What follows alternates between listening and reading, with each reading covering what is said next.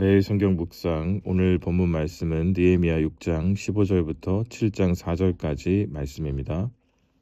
느헤미야 성벽 재건은 단순한 건축 기록이 아니라 하나님께서 어떤 사람들을 통해 하나님의 나라를 이루어 가시는지를 보여주는 말씀입니다. 오늘 본문 말씀을 통해서 저는 하나님의 나라를 세우는 사람이 갖추어야 할 한 가지 중요한 성품인 신실함에 대해서 함께 묵상하려고 합니다. 첫 번째로 살펴볼 구절은 15절과 16절 말씀입니다. 성벽 역사가 52일 만인 엘루럴 25일에 끝남에 우리의 모든 대적과 주위에 있는 이방 족속들이 이를 듣고 다 두려워하여 크게 낙담하였으니 그들이 우리 하나님께서 이 역사를 이루신 것을 알미니라.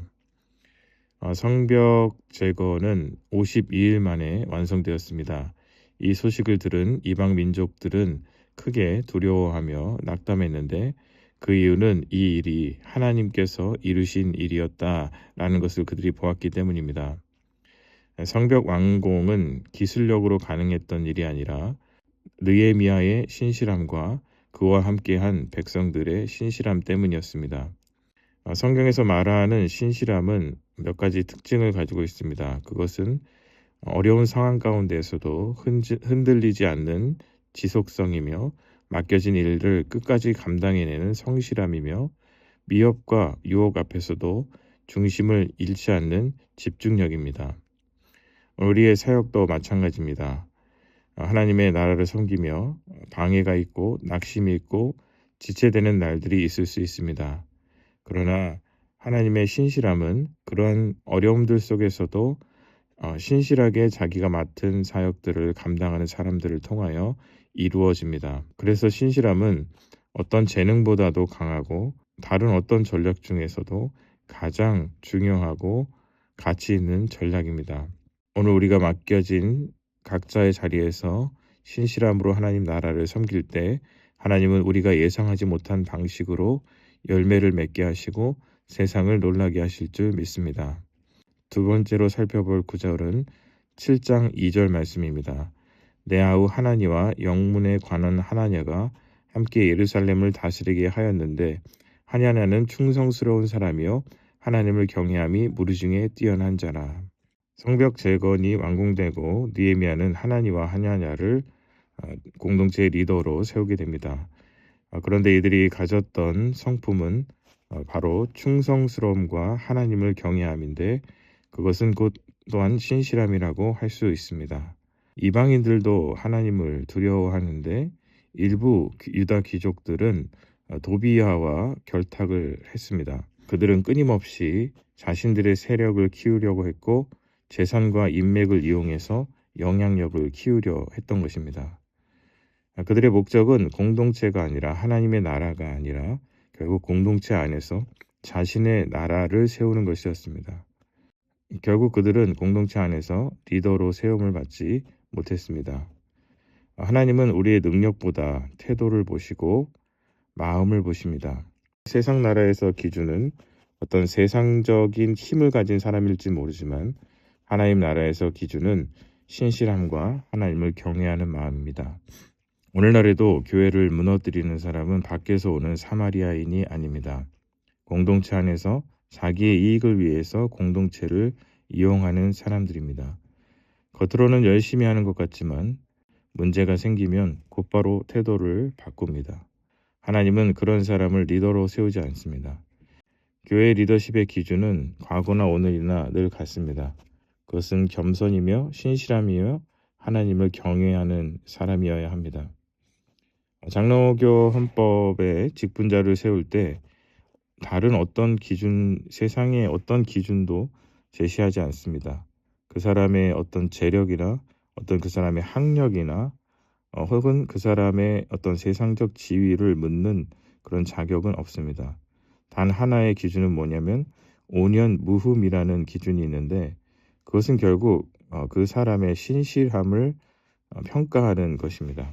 교회를 섬기다 보면 때로는 힘들고 어려운 일들을 만나게 됩니다. 그래서 그 시간들은 신실함이 없이는 버틸 수 없는 시간입니다. 내가 이곳에 있는 것이 나의 선택이 아니라 하나님의 부르심이라는 그런 소명의식이 없이는 결코 그 자리를 끝까지 지켜나갈 수 없는 것입니다. 그래서 신실함이야말로 하나님 앞에서 가장 큰 리더십이 되고, 리더십은 직함이 만드는 것이 아니라 결국 신실함이 만드는 것이라는 것을 오늘 말씀을 통해서 우리는 보게 됩니다. 세 번째로 살펴볼 말씀은 4절 말씀입니다. 그 성읍은 광대하고 그 주민은 적으며 가옥은 미처 건축하지 못하였음이니라. 성벽은 완성되었습니다. 그러나 성 안의 집들은 아직 세워지지 않았습니다. 도시는 넓었고 거민은 적었습니다. 그래서 성벽 완공은 끝이 아니라 새로운 시작이 되었습니다. 하나님께서 맡기신 일들은 프로젝트가 아닌 사명입니다. 프로젝트는 끝이 있지만 사명에는 끝이 없습니다. 성벽 재건은 52일 만에 마무리되었지만 하나님의 나라의 회복은 계속되어야 했습니다. 그래서 신실함은 결과보다 지속함에 있고 성과보다 일상 속에서 드러납니다. 그렇게 다시 시작할 때 하나님은 또 다른 세계를 우리 가운데 펼쳐 보이십니다. 그래서 신실함은 한 번의 결심이 아니라 평생의 하나님을 향한, 하나님의 나라를 향한 우리의 마음의 방향성이라고 할 수 있습니다.